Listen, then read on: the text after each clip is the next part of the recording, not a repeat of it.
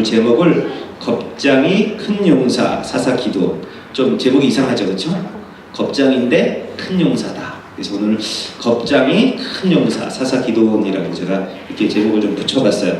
본문이 조금 기니까 그래도 한번 읽어봐야 무슨 내용인지 알겠죠, 그렇죠? 그래서 같이 한번 저랑 교독하면서 오늘 본문 1절부터 23절까지 내용 한번 교독하도록 하겠습니다. 이스라엘 자손이 또 여호와의 목전에 악을 행하였으므로 여호와께서 7년 동안 그들을 미디안의 손에 붙이시니 미디안의 손이 이스라엘을 인들아 이스라엘 자손이 미디안을 인하여 산에서 구멍과 불과 천상을 자기를 위하여 만들었으며 이스라엘이 파종한 때면 미디안 사람, 아말렉 사람, 동방 사람이 치러 올라와서 진을 치고 하사엘로 토지 소산을 사하여 이스라엘 가운데 신고를 남겨두지 않으며 양이나 소나 나귀도 남기지 아니하니 이는 그들이 그 짐승과 장막을 가지고 올라와서 메뚜기 떼같이 들어오니 그 사람과 약대가 무수함이라 그들이 그 땅에 들어와 멸하려 하니 이스라엘이 미디안을 인하여 미약함이 심한지라 이스라엘 자손이 여호와께 부르짖었다. 이스라엘 자손이 미디안을 인하여 여호와께 부르짖은 거로 여호와께서 이스라엘 자손에게 한 선지자를 보내사 그들에게 이르되 이스라엘 하나님 여호와의 말씀에 내가 너희에게 벌써 인도하여 되면 너희를 구주시옵니었던 집에서 나오게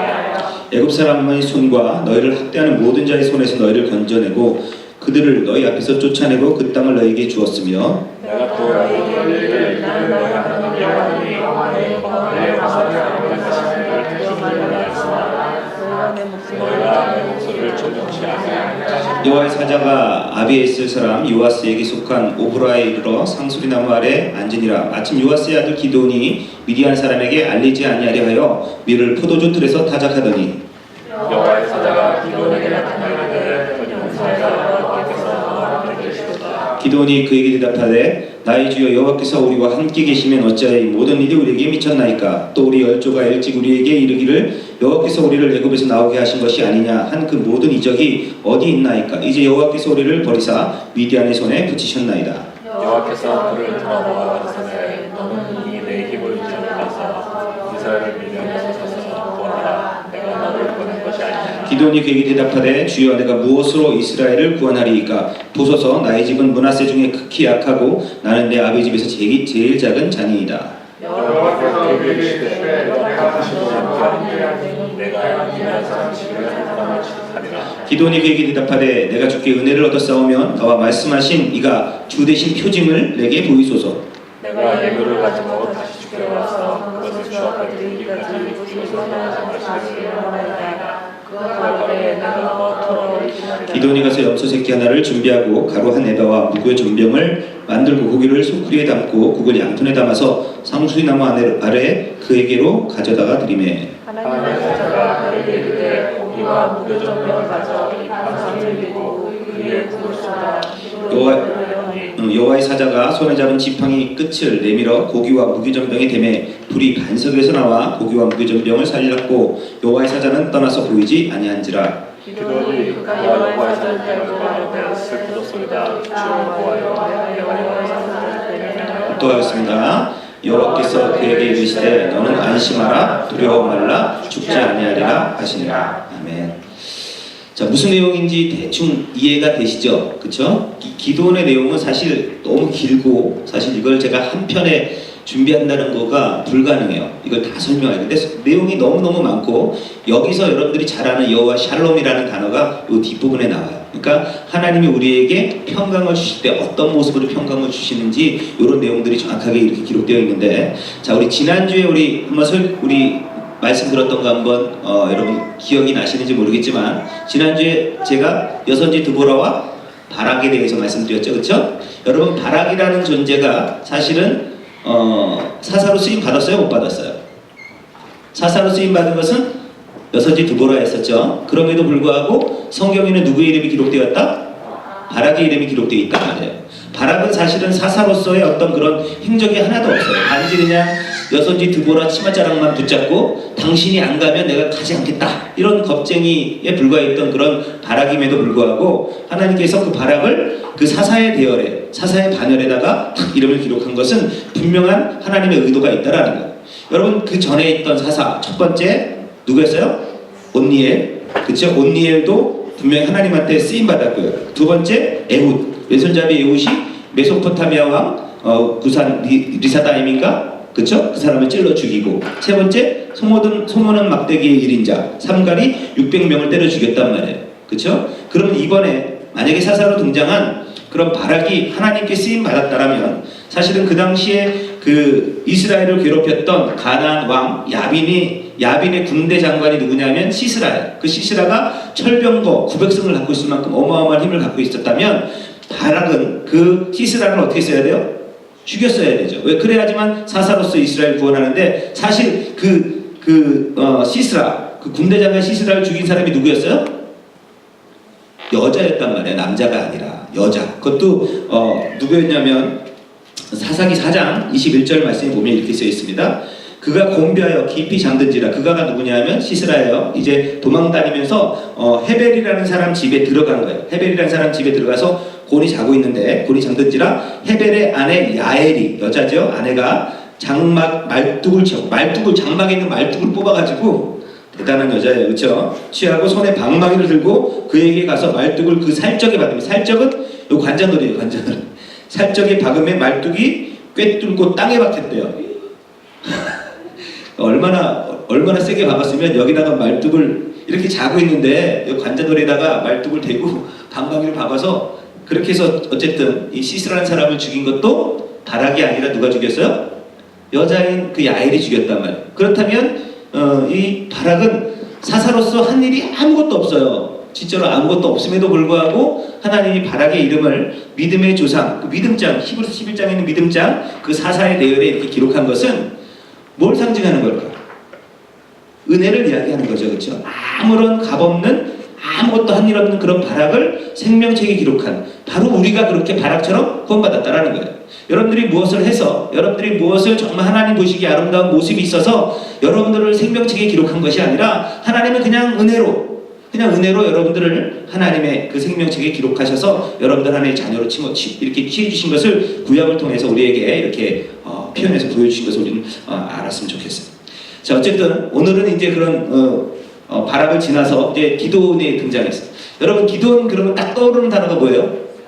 300용사. 그래서 옛날에 영화 나왔었죠. 300. 봤어요, 못 봤어요? 스파르타. 그래서 300 나왔잖아요. 그게 뭘 뽐떼고 나온 거예요? 요 기도원 300용사를 모토로 해서 제작한 영화가 그 300이라. 300용사가 몇 명이랑 싸웠어요? 많이. 그죠? 13만 5천 명. 여러분, 13만 5천이라는 숫자가 300이랑 싸움이 돼요, 안 돼요? 안 되죠. 그런데 기도원 300용사는 영화에서는 졌지만 실제로는 이겼죠. 그렇죠? 이 성경 안에서 기도원 300용사는 그 13만 5천의 그런 미디안 대적들을 다 물리치고 승리한 내용. 기도원 그러면 300, 이게 굉장히 우리에게 이렇게 모르는 사람이 없을 만큼 300이라는 단어 굉장히 이렇게 유명한데, 저도 이제 청년부 시절에 샌디에고에서 기도원 청년부를 섬겼어요.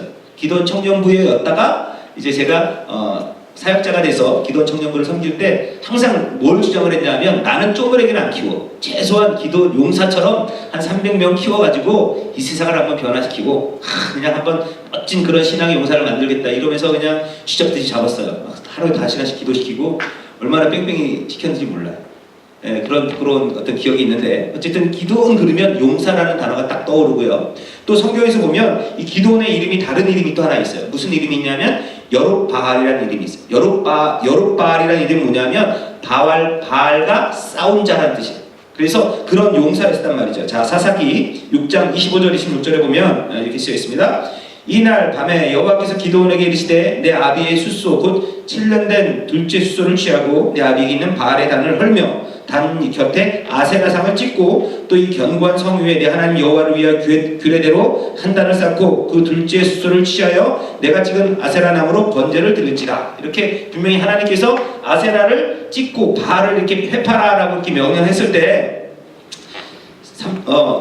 32절에 그날의 기도원을 여룹바알이라 하였으니 이는 그가 바알의 단을 회파하였은즉 바알이 더불어 쟁롱한 것이다. 그러니까 그렇게 명령을 들은 기도원은 가서 바알을 갖다가 회파해버렸다. 다 쪼개놨기 때문에 그 다음에 이제 기도원의 이름이 무슨 이름으로 또 불렸냐 하면 여룹바알이라는 이름으로 불렀단 말이에요. 그러니까 기도는 아주 용사죠. 그렇죠? 우리가 볼 때 그런 용사였단 말이에요. 또한 하나님께서 기도를 부를 때 뭐라고 불렀냐 하면 큰 용사여 라고 불렀어요. 자, 12절 볼게요. 12절에 보면 여호와의 사자가 기도원에게 나타나 이르되 큰 용사여 여호와께서 너와 함께 계시도다 이렇게.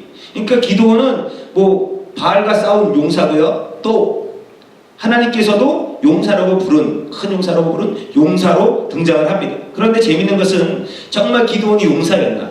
정말 용사로서의 그런 면모를 갖췄는가? 근데 11절에 보면 참 재밌는 이상한 모습이 기록되어 있어요. 11절 한번 봅시다. 11절 보면 여호와의 사자가 아비에 있을 사람 요아스에게 속한 오브리에 이르러 상수리 나무 아래 앉으니라. 마침 요아스의 아들 기드온이 미돈 사람에게 알리지 아니하리 하여 밀을 포도주 틀에서 타작하더니 이렇게 기록되어 있어요. 여러분 밀은 어디서 타작을 해야 돼요? 혹시 아세요? 밀은 바람 부는 곳에서 타작해야 돼요. 여러분 옛날에 그 시골 같은 데서 이렇게 타작하잖아요. 그러면 바람이 불어야 결은 날아가고 알맹이는 떨어지잖아요. 그래서 바람이 부는 언덕 같은 곳에서 타작을 해야 밀은 타작을 할 수가 있는데 지금 기도원이 어디서 지금 타작을 하고 있어요? 포도주 틀에서 타작을 한다. 이 포도주 틀은 바람이 불면 안 돼. 아주 밀폐된 공간, 공기가 잘 안 통하는 그런 공간에서 이렇게 틀을 잡아야 거기서 포도주가 잘 연그는데 지금 바람도 안 부는 그 밀폐된 공간에서 지금 뭘 하고 있어요? 타작을 하고 있어요. 어떻게 타작을 할지 궁금해요. 아마 입바람으로 후 불면서 타작하지 않아요. 바람이 안 부는, 바람이 통하지 않는 거. 근데 왜 그렇다고 기록되어 있죠? 왜? 여기 보니까 미디안 사람에게 알리지 않아요. 그러니까 한마디로 미디안 사람들에게 안 걸리려고요. 왜? 걸리면 다 빼앗기니까. 다 빼앗기니까. 근데 이 당시만 해도 계속 지금 앞에 본문 읽어보셨지만 미디안 사람들이 계속 쳐들어와서 추수 때만 되면 모든 곡식을 다 가져갔단 말이에요. 그래서 먹을 게 하나도 없는데 그래서 살 수가 없으니까 밀을 조금 숨겨다가 놓고선 바칠 거 다 바치고 그 조금 숨겨놓은 밀을 뭐 해먹으려고 그것도 바람 부는 데서 사람들 많이 보이는 언덕 같은 데서 하면은 빼앗길까봐 포도주 틀에 들어가서 거기서 입으로 후 불면서 그 밀 타작해서 지금 먹고 살고 있는 모습. 여러분 이 모습이 용사의 모습입니까? 아니죠. 그렇죠? 그냥 겁장의 모습임에도 불구하고 하나님이 그를 부를 때 11절 다음에 12절에 그런 모습을 하고 있는 이 기드온에게 찾아와서 큰 용사여 하나님이 너와 함께 하신다 라고 이렇게 불렀어요.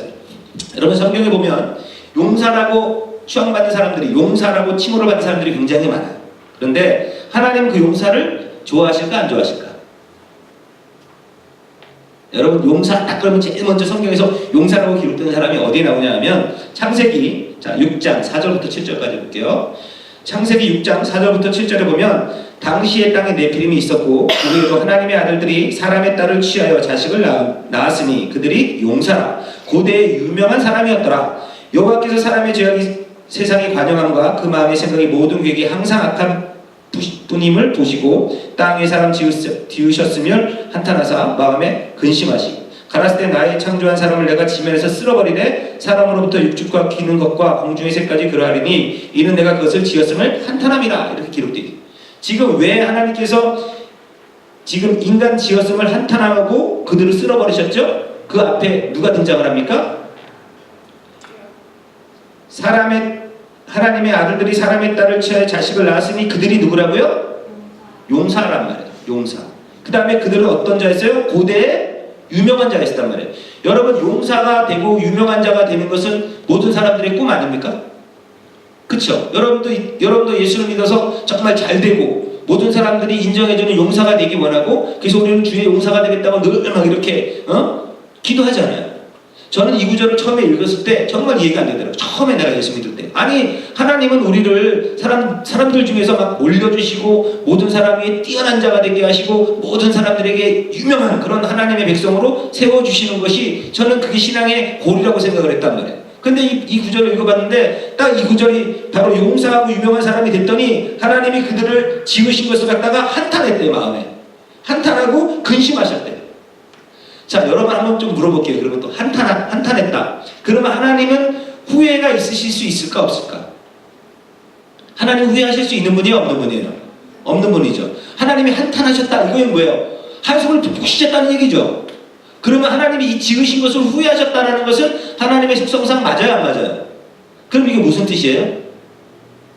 하나님 인간 지으신 것을 정말 이렇게 한탄하시고 근심하셨을까? 아니죠, 그렇죠? 그래서 이런 표현을 볼 때 이런 것을 신학적으로 무슨 표현이라고 했냐면 신인 동형적 표현이라고 써요. 신인 동형적 표현은 뭐냐면 만약에 우리가 하나님의 입장이라면 하나님은 이렇게 근심하실 수 있겠구나. 무슨 말인지 이해가 되죠? 신인, 하나님과 인간이 같은, 그러니까 인간이 하나님의 심정을 갖고 볼 때 그렇게 막 죄를 짓는 인간들을 보면 우리라도 막 그냥 우리 같으면 막 한심하고 답답할 것이다 라는 뜻이지, 하나님이 인간을 만드신 것 자체를 후회하시거나 한탄하셨다는 내용은 아닙니다. 여러분들 그건 좀 기초로 좀 아시면 좋겠어요. 그래서 하나님께서는 이렇게 이 세상에서 용사로 부름받은, 용사로 불리는 자를 미워하세요. 절대로 기뻐하지 않는단 말이에요. 왜 그러냐 하면 용사의 특징이 뭐냐면 용사는 스스로 강한 자죠. 그렇죠? 스스로 강한 자. 하나님은 하나님 없이 스스로 강하고자 하는 그 자를 싫어하세요. 그래서 하나님은 누구를 사랑하시냐면 양 같은 자, 양은 무기가 있어요, 없어요? 없지요. 아무것도 없어요. 뭐만 따라가면 돼요? 목자만 따라가면 돼요. 그렇죠? 목자만 따라가면 되는데 이 땅에 살아가는 맹수들은 호랑이, 목자가 있어요? 늑대, 목자가 있어요. 그건 용맹하죠, 그렇죠? 발톱도 있고 이빨도 있고 무기도 있으니까 뭐 필요 없어. 자기 힘으로 자기가 능력과 잡아먹으면 돼. 근데 하나님은 그런 사자나 그런 호랑이나 이런 늑대 같은 이리 같은 자를 사랑하는 것이 아니라 아무것도 없이 오직 목자만 따라가는 그런 양을 하나님은 사랑하신다는 거죠. 결국 하나님께서 지금 용사로 부른 기드온이 어떤 존재인지, 그래서 하나님이 이 땅에서 인정하는 용사, 하나님이 기뻐하는 용사가 무엇인가를 지금 기드온을 통해서 우리에게 지금 교훈해 주시고 있는 거예요. 그래서 우리 요 한번 어떻게 그러면 하나님께서 우리를 용사로 만들어 가시는가? 하나님의 진정한 용사, 처음에 기드온을 불렀을 때 큰 용사여 이렇게 불렀던 큰 용사로 우리를 만들어 가시는지에 대한 내용이 기드온 전체의 내용이에요. 그래서 그것을 제가 다 설명하기에는 너무 한 7장, 6장, 7장, 8장 전부 다 기도원에 대한 내용이라 너무 좀 길어서 제가 그냥 어쨌든 조금 줄여서 이렇게 갖고 왔으니까 오늘 한번 잘 여러분들이 이해하시기 바랍니다. 자, 1절부터 한번 봅시다. 6장 1절에 보면 이스라엘 자손이 또 여호와의 목전에 악을 행하였으므로 라는 단어가 또 나와요. 계속 지금 반복되죠, 그렇죠? 악을 행하고 하나님은 그에 대해서 징계하시고, 그래서 대적을 일으켜서 이스라엘 그 대적의 손에 붙이시고, 그때 이스라엘은 또 뭐예요? 부르짖고, 그럼 하나님은 구원하시고, 그래서 구원하시다가 또 사사가 죽으면 또 악을 행하시고, 똑같은 계속 사이클이 반복되죠. 그런데 이스라엘 백성이 변해요, 안 변해요? 안 변해요. 여러분 그것을 그냥 사사기로만 정해놓고 보지 마시고 인생을 놓고 보자 말이에요. 인생. 하나님이 만들어놓은 역사 전체를 놓고 보자고요. 하와가 선악과를 따먹고, 그쵸? 따먹었을 때 하나님이 하와에게 벌을 내려요. 인간에게. 무슨 벌을 내리죠? 예? 여러분들 막 이제 고통스럽게 하신단 말이에요. 애를 낳을 때 고통스럽게 하고 땀을 흘려야 먹을 수 있게 하잖아요. 그러면서 그 사람을 누구한테 붙였냐면 뱀에게 붙입니다. 아시죠? 뭐라고 붙이냐면 뱀 보고 뭐라 하냐면 너는 종식조로 배로 기어다니고 뭘 먹어라? 흙을 먹어라. 그렇게 돼 있어요. 여러분 그렇게 명령하신 대로 뱀이 지금 흙을 먹고 있어요? 아니면 맛있는 쥐나 그런 거 먹고 뭐 먹고 있어요? 뱀은 절대로 죽은 것도 안 먹어요. 예? 산 것만 먹는다. 거의 산 것만 먹어요. 산 것만. 그것도 흙은 절대 안 먹어요. 예? 맛있는 쥐 같은 거, 뭐 맛있는 사슴 같은 것도, 큰 뱀 같은 거는 그런 것도 잡아먹죠. 돼지 같은 것도 잡아먹고. 근데 하나님께서 분명히 뭘 말씀하시냐면 흙을 먹어라 라고 얘기했어요. 근데 그 흙이 누구예요? 인간이란 말이에요. 하나님께서 인간을 뭐로 창조하셨어요? 흙으로 창조하셨어요. 그래서 사단은 끊임없이 인간에게 언제든지 우리에게 다가와서 수시로 들어갔다 나갔다 하면서 우리를 얼마든지 괴롭힐 수 있는 그런 존재가 되었다라는 거죠. 그렇죠? 그런 하나님이 인간이 범죄했을 때 사단에게 인간을 내어준 그때부터 지금까지 한 번도 인간은 죄를 스탑한 적이 없죠. 그렇죠? 그래서 계속 대적의 손에 붙여주세요. 그래갖고 여러분 이스라엘이 어디로 끌려가죠? 가나안 애굽으로 종살이하죠. 그래서 애굽 밑에서 430년 동안 종살이하다가 또 나오고, 그 다음에 또 계속 지금 애굽 광야에 있을 때나 애굽에 있을 때나 지금 광야에서 하나님한테 범죄할 때 그냥 또 물게 하고, 그 다음에 가나안에 들어가서 지금 이 가나안에 들어가서의 내용이에요. 가나안에 들어가서 계속 지금 대적의 손에 붙이잖아요. 미디안에 붙이고 그 전에 메소포타미아 왕에게 붙이고 가나안 왕 야빈에게 붙이고 지금 계속 지금 범죄할 때마다 그렇게 붙였음에도 불구하고 인간이 변했어요? 안 변했어요? 안 변해요. 그러면 하나님이 이걸 아실까 모르실까? 아시죠? 분명히 대적의 손에 붙여도 얘가 변하지 않는다는 걸 아세요. 아심에도 불구하고 왜 하나님은 계속 그 인간을 그렇게 부르짖는 자리로 인도할까? 여러분 여기서도 또 볼게요. 인간이 부르짖었다라고 해서 회개한 거예요? 안 한 거예요? 회개한 게 아니라 나 좀 살려주세요. 회개라는 것은 내 잘못을 깨닫고 거기서 돌이키는 것. 그게 메타노이아, 그것이 회개란 말이에요. 돌이키는 것. 근데 이스라엘은 돌이킨 것이 아니라 뭐 하고 있냐면 나 죽겠으니까 나 좀 살려주세요. 이렇게 부르짖고 있어요. 그렇게 부르짖을 때 우리 하나님께서 이스라엘에게 그냥 값없이 오셔서 구원자를 보내서 사사를 보내서 그들을 구원하는 내용. 이게 또 무슨 내용이에요? 전체 내용이 구원에 대한 내용이란 말이에요. 이스라엘이 범죄했기 때문에 또 그 범죄를 징계했더니 징계했더니 애들이 부르짖었어. 그래 너 이제 죄가 무슨 죄인지 알겠지? 너 이렇게 회개했어? 알았어. 그럼 내가 이제 구원자를 보내줄게. 이런 내용이 아니에요. 근데 사람들은 그렇게 한단 말이에요. 범죄하고 징계했더니 그 징계를 통해서 자기의 죄를 깨닫고 하나님 앞에 회개했더니 하나님이 구원자를 보내요. 아니요. 회개한 적이 없어요. 이스라엘은 한 번도 돌이킨 적이 없다니까 계속 그 길로 가고 있어요. 계속 악으로 가고 있는 가운데 하나님이 그럼에도 불구하고 이런 일들을 허락하신 것은 뭘 알게 하기 위해서? 우리의 실체를 알게 하기 위해서. 너희는 결국 죄인으로 드러날 수밖에 없는 존재야. 우리의 실존을 알게 하기 위해서 하나님은 이런 사이클을 허용하셨다라는 거예요. 그 가운데에서 하나님이 구원자를 보내주시고 그렇게 구원자를 보내주셨을 때 결국 그들이 거기서 또 이것이 은혜구나를 깨닫게 하기 위한. 여러분 잘 보세요. 여기 본문에 보면 하나님께서 이스라엘이 막 부르짖었기 때문에 하나님이 그들을 구원한 것이 아니라 이스라엘이 막 하나님 앞에 부르짖었더니 하나님이 뭘 하셨냐면 그들을 막 야단치세요. 한번 찾아볼까요? 사사기 6장 8절부터 10절까지 한번 보세요. 6장 8절부터 10절까지 여호와께서 이스라엘 자손에게 한 선지자를 보내사 그들에게 이르시되 이스라엘 하나님 여호와의 말씀에 내가 너희를 애굽에서 인도하여 내며 너희를 그 종되었던 집에서 나오게 하여 애굽 사람의 손과 너희를 학대하는 모든 자의 손에서 너희를 건져내고 그들을 너희 앞에서 쫓아내고 그 땅을 너희에게 주었으며 내가 또 너희에게 이르기를 나는 너희 하나님 여호와니 너희의 거하는 아모리 땅의 신들을 두려워 말라 하였으나. 자, 하나님이 어떻게 했다라는 거예요?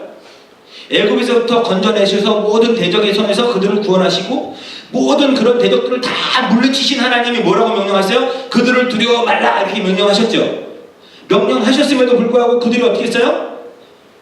내 목소리를 청종하지 않았다. 하나님을 신뢰하지 않았다라는 거예요. 하나님이 그들의 삶 가운데 계속 개입하시고 함께 하셔서 그들을 구원해내시고 이렇게 인도에 가셨음에도 불구하고 지금 또 조금 어려운 일 당하니까 막 두려워 떨면서 하나님 나 좀 살려주세요 하고 있는 그런 모습이 결코 하나님을 신뢰하는 모습이 아니라는 거예요.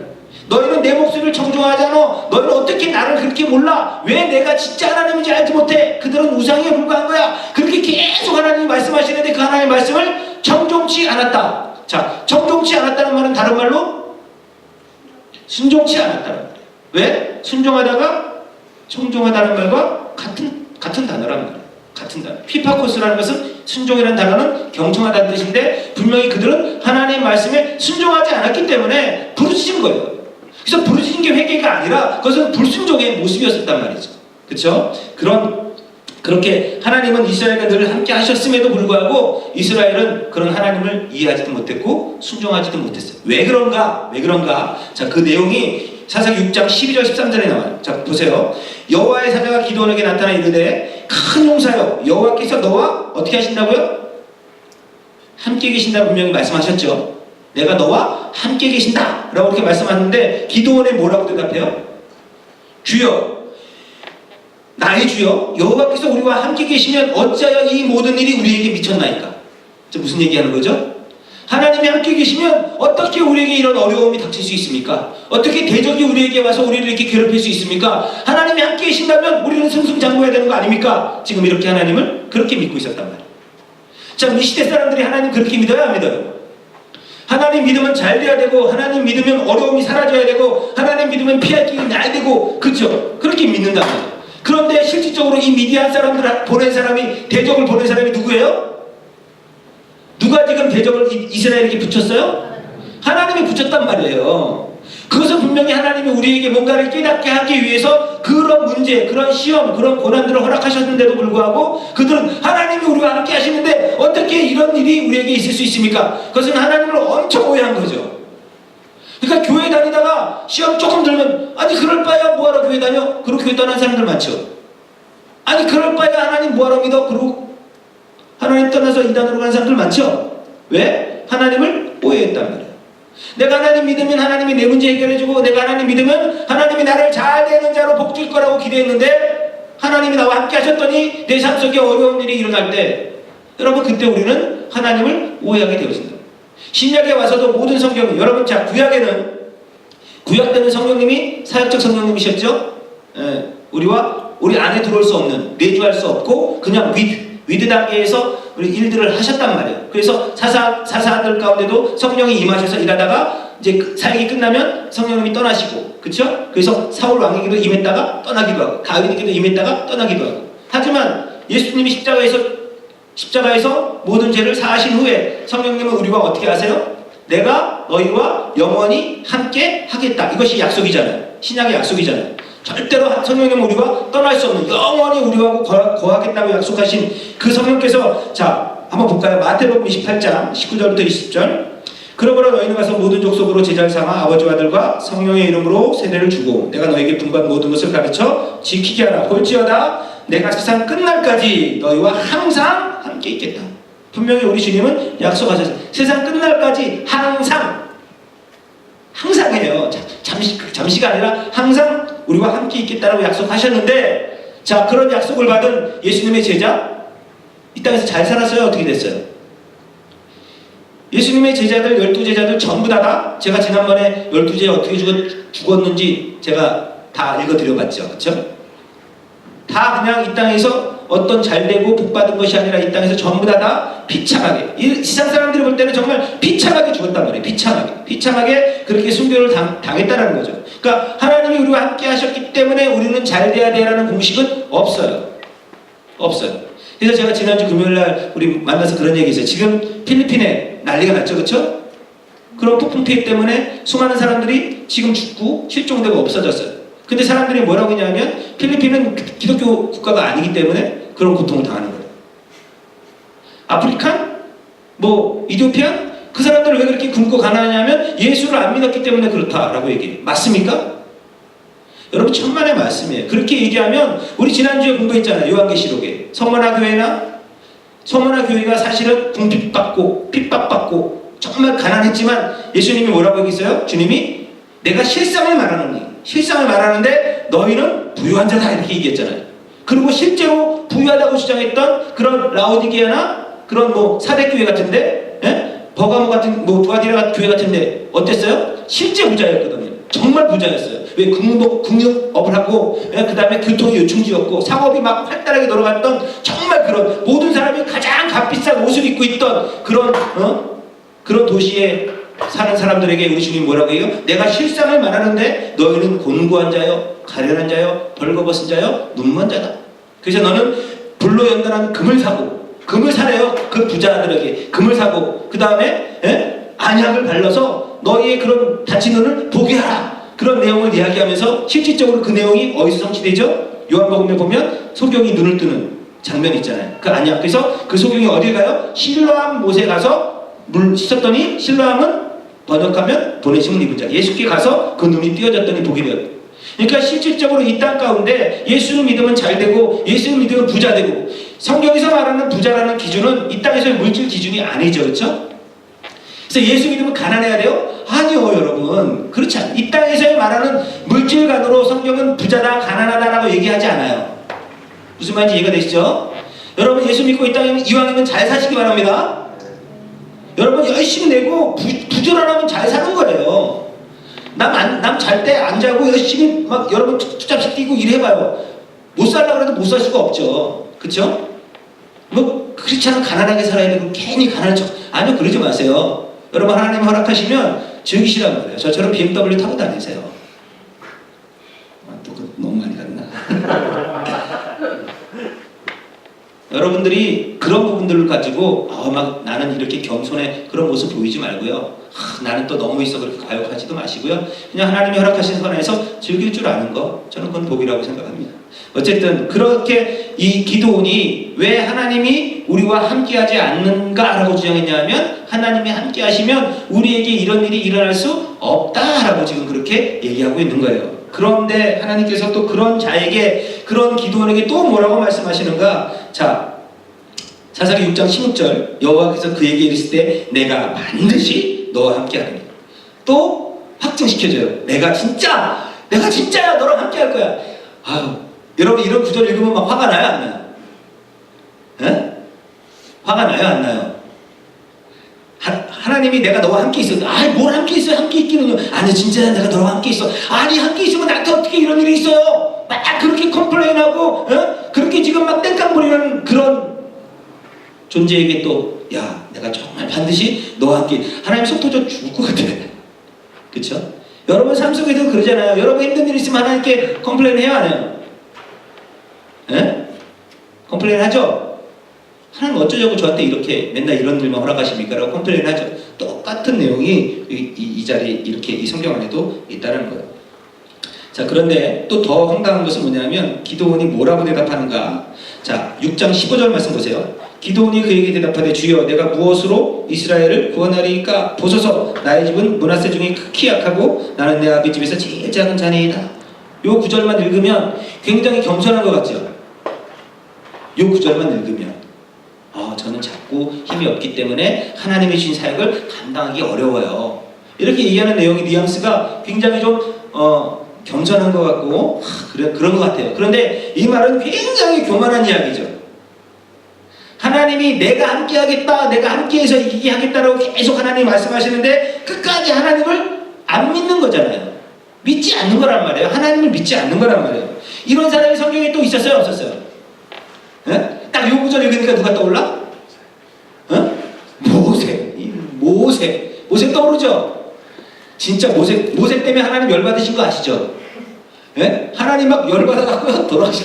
하나님이 진노하사 막 얘기하시잖아요. 그 내용 한번 모세 거 한번 읽어볼까요? 출애굽기 4장 10절부터 13절. 모세가 여호와께 고하되 주여 나는 본래 말에 능하지 못한 자라 주께서 주의 종에게 명하신 후에도 그러하니 나는 입이 뻣뻣하고 혀가 둔한 자니이다.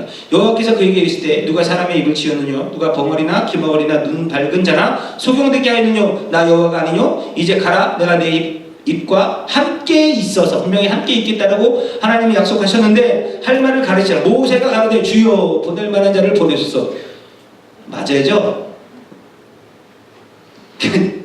모세가 너무 위대한 사람이라 때리기 좀 그래요? 이 정도 되면 하나님이 그래서 이 뒤에 화끈하게 하나님이 화를 내시죠. 화를 내야 안 내요.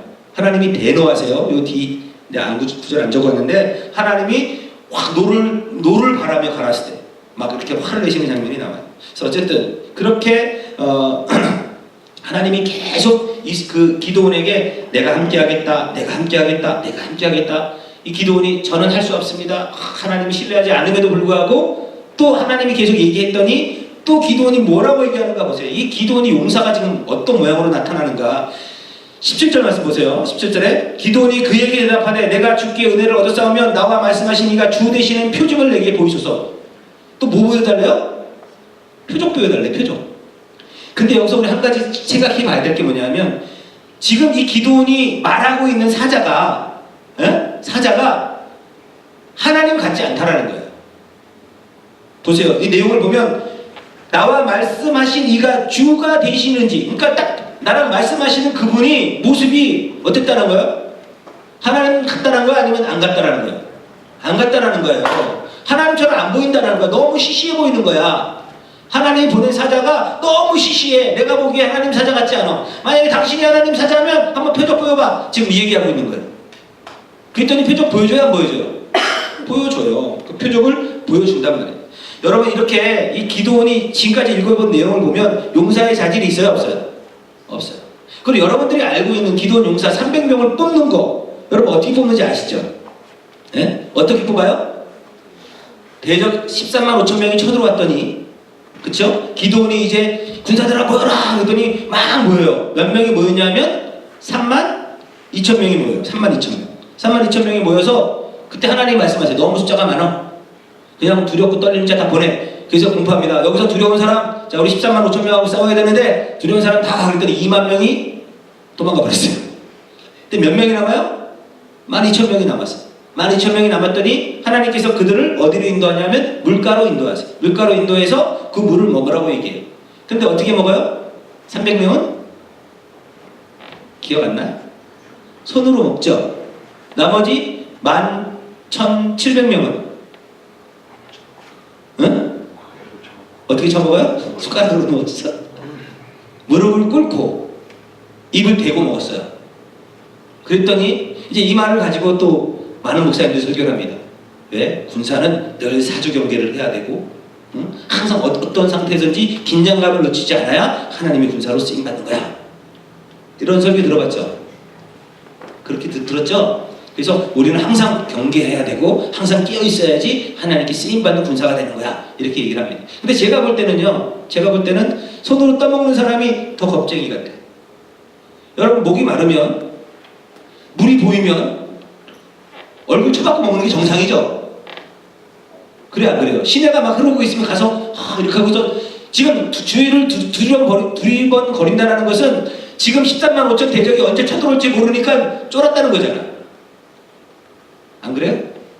겁이 났다는 거 아니에요. 그런데 그냥 입을 쳐박고 먹는 것은 그건 나인들이고 일단 물 먼저 먹을 수 있는 것은 그건 더 용기라고 저는 생각을 하는데 어쨌든 사람들은 그렇게 해석을 합니다. 그냥 물로 이렇게 사주 경계를 하면서 손으로 물을 떠 먹은 사람 또 그 다음에 여기서 무릎 꿇지 않으니라는 그것 때문에 그것은 세상에게 무릎 꿇었다 이렇게 해석을 하는데 저는 그렇게 보지는 않고요. 그거 너무 going too far. 너무 멀리 간 거고 어쨌든 300용사만 남고 10만 1,700명을 보내버리죠. 실격이에요. 11,700명. 무릎 꿇고 얼굴 대고 먹었다가 실격됐단 말이에요. 그런데 지금 하나님이 뭘 하시겠다라는 거예요? 작은 숫자를 남기겠다라는 거죠. 큰 숫자를 남기는 게 큰 숫자를 모으는 게 아니에요. 32,000에서 2만 명 쫓아버리고 12,000명에서 11,700명 쫓아버리는 것은 뭐냐면 하나님이 지금 많은 사람을 모집하겠다는 거예요? 아니면 작은 숫자를 남겨놓겠다라는 거예요? 작은 숫자를 남겨놓겠다라는 거예요. 왜? 사실상 300명이라는 숫자와 13만 5천 명이라는 사람의 숫자가 싸우면 이게 싸움 자체가 돼요? 안 돼요? 싸움 자체가 안 돼요. 그리고 또 싸움의 내용을 보면 얼마나 재밌냐면 이 300명이 무기를 갖고 있었어? 없었어? 무기가 없었어요. 칼 한 자루가 없었어. 뭐 있었냐면 나팔, 그 다음에 횃불, 그 다음에 항아리. 이게 싸움 전쟁터에 나간 사람의 무기야. 나팔과 항아리 들고 뭐 하겠냐고. 항아리가 깨끗해요. 항아리, 그 다음에 횃불. 이거 가지고 13만 5천 명하고 싸워서 누가 이겼어요? 300명이 이겼어요. 막 나팔 불면서 항아리를 깼더니 10몇만 명이 죽어버렸어. 지들끼리 싸우다가. 말이 됩니까? 그게? 결국 누가 싸웠다는 거예요? 하나님이 싸우셨다는 거예요. 그래서 하나님께서 지금 뭘 보여주시고 나면 너희들의 싸움이 아니라는 거예요. 너희들의 싸움이 아니고 너희는 정말 아무것도 아닌 자로 그냥 하나님 앞에 쓰임 받는 거야. 너희는 아무런 존재도 아니야. 그렇게 기도를 아무것도 아닌 그래도 32,000은 힘이 있잖아. 그쵸? 그 32,000이라는 힘을 다 뽑아서 300이라는 약한 연주에 갖다 놓고 그렇게 연약한 자리에 있는 그를 지금 여호와의 사자가 뭐라고 불러요? 큰 용사여라고 불러요. 그러니까 성경에서 말하는 하나님이 원하시는 용사는 어떤 사람이 큰 용사예요? 약한 자. 그래서 성경이 뭐래요? 내 약함이 곧 강함이다 라고 얘기해요. 그것을 비밀로 깨달았다라는 거예요. 우리는 하나님이 나에게 힘을 주면 내가 힘을 가지고 강한 자가 될 수 있다라고 생각을 하는데 여러분 약할 때 강함 주신다라는 얘기는 내가 약한 척을 해야 하나님이 날 통해서 강함이 드러나는 것이 아니라 내가 정말 약해져야 하나님이 내 안에서 강한 하나님이 드러나신다라는 뜻이에요. 근데 많은 사람들이 자기를 조금 약한 모습으로 해야 약한 척을 해야 하나님이 나에게 힘을 주셔서 그래야 하나님이 더 강한 자로 나를 강한 자로 만들어 주시는 분이 아니라니까. 나를 강한 자로 만들어주신 분이 아니에요. 여러분 한번 성경 6장 9절 보면 재미있는 구절이 나옵니다. 자 6장 21절 보세요. 21절에 보면 여호와의 사자가 손에 잡은 지팡이 끝을 내밀어 고기와 무교전병의 댐에 불이 반석에서 나와 고기와 무교전병을 살랐고 참 여기 내용을 보면 여러분 그 가스 킬 때 건 있죠. 건 가스총.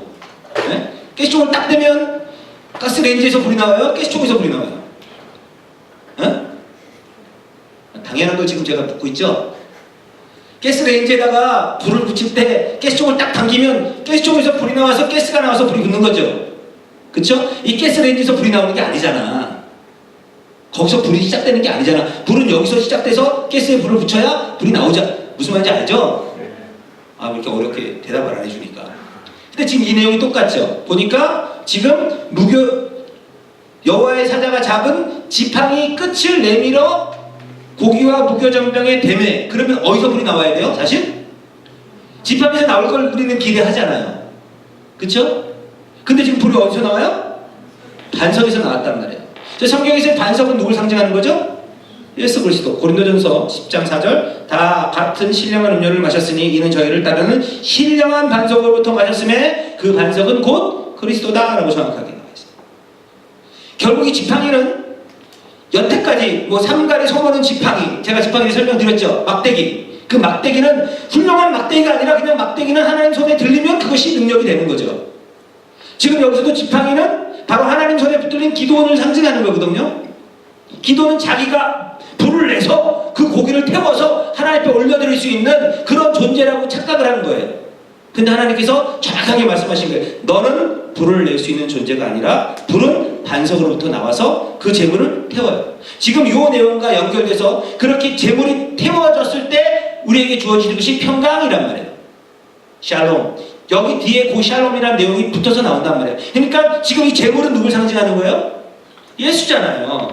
반석도 예수잖아요. 그래서 우리가 예물로 하나님이 정확하게 하나님 예수님이 하나님 앞에 제물로 드려졌을 때 하나님과 우리 사이가 어떤 관계가 되었다? 샬롬, 바로 평강의 상태가 되었음을 지금 성경이 이야기하고 있는 거예요. 그런데 주체가 누구냐 하면 기도원이 아니에요. 지팡이가 아니란 말이야.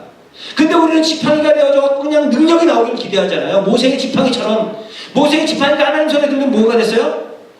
능력이 됐죠. 홍해를 가르고. 근데 버렸더니 뭐가 됐어요? 뱀이 되어버렸단 말이에요.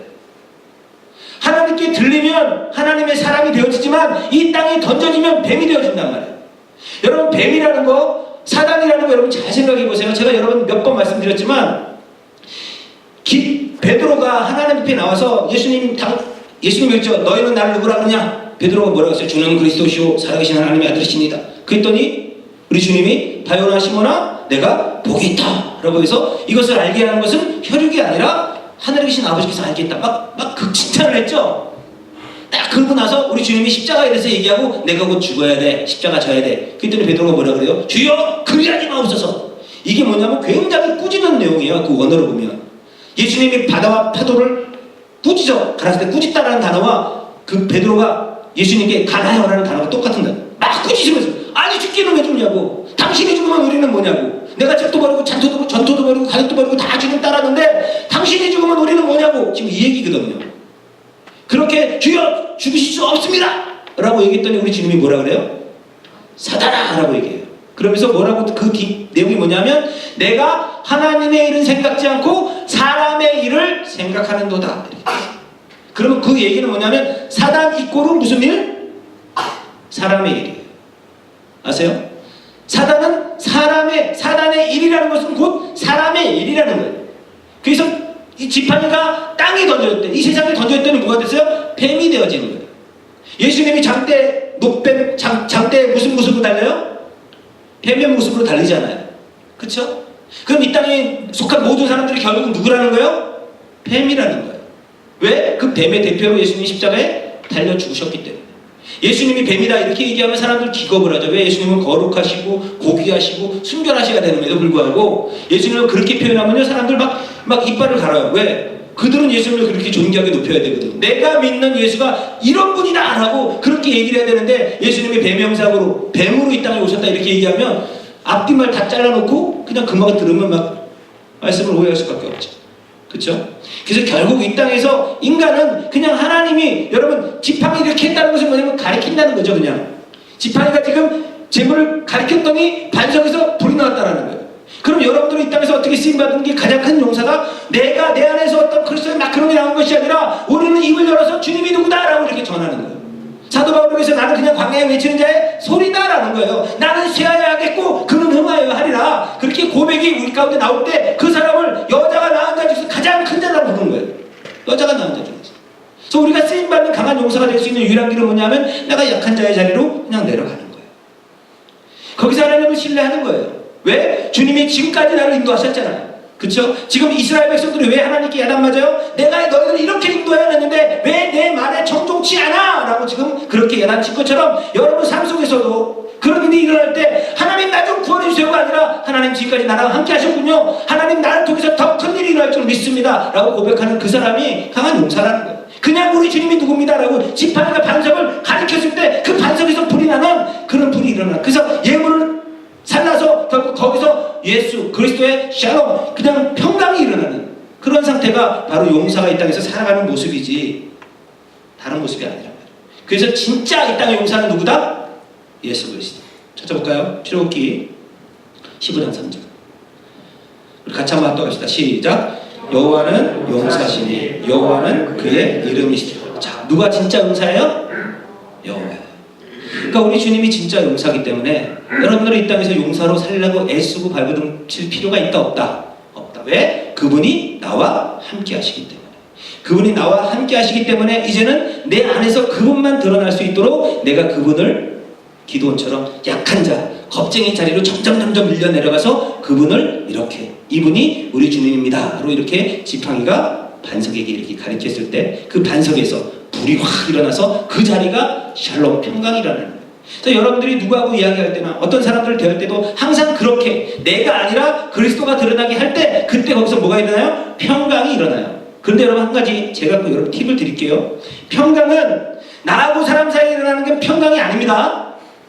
아시겠어요? 평강은 누구하고 누구 사이? 나와 하나님과의 사이가 평강이에요. 내가 하나님과 같은 사이드가 되면 세상과 나는 어떤 사이가 돼요? 적군이 된단 말이에요. 적이 되는 거예요. 그래서 여러분들이 입을 열어서 복음을 전하면 고난을 경하여 받아야 안 받아요? 받아요. 세상이 여러분들 미워해요? 사랑해요? 미워해요. 그런데 예수 믿으면 세상에서 사랑받아야 돼. 어디 그런 구절이 있냐고 성경에. 그쵸? 그러니까 자꾸만 평강, 뭐 샬롬 이런 거 얘기하면 전부 다 자기 사이드에서만 이야기를 해. 인간의 사이드에서. 하나님 우리에게 약속하신 말씀은 상관없고 그 뜻은 상관없이 그냥 내가 믿고 싶은 대로 믿어버려. 그러니까 기도처럼 그런 얘기하는 거예요. 하나님 우리와 함께 하시면 어떻게 우리에게 이런 일이 일어날 수 있습니까? 요딴 얘기를 하는 거란 말이에요. 아니요. 하나님이 여러분과 함께 하시면 여러분 삶 속에 대적이 일어나고요. 여러분들을 거치는 자들이 반드시 나타나게 되어져 있어요. 그때 여러분들이 뭘 알면 돼요? 아, 내가 진짜구나. 내가 진짜. 여러분들이 복음을 전하면서 사람들에게 손가락질을 받고 사람들이 여러분들을 미워하고 여러분들을 막 이렇게 포인트하면 그때 여러분 감사하세요. 내가 진짜 하나님의 자녀구나. 이걸 알면 되지. 우리가 하나님과도 평강, 세상과도 평강. 그럼 세상도 하나님과 평강입니까? 아니에요. 세상과 하나님은 반대죠. 원수잖아요. 그렇죠? 그래서 여러분들이 그런 나의 실체가 정말 이 땅의 용사가 아닌 하나님이 인정하시는 그런 용사로 하나님이 나를 불러가심을 여러분들이 분명히 붙잡고 신앙생활을 할 때 여러분 삶 속에 어떤 어려움이 일어나도 아까 우리 찬양했죠, 그렇죠? 폭풍우가 어떻게 해도 늘 잠잠할 수 있는, 그렇죠? 큰 폭풍이 내 안에 몰아쳐도 우리는 잠잠할 수 있는 그런 용사. 그것이 진짜 하나님의 큰 용사인 것을 기억하시고 여러분들 주님 안에서 용사로 자라가시기를 주님의 축원합니다. 기도하겠습니다.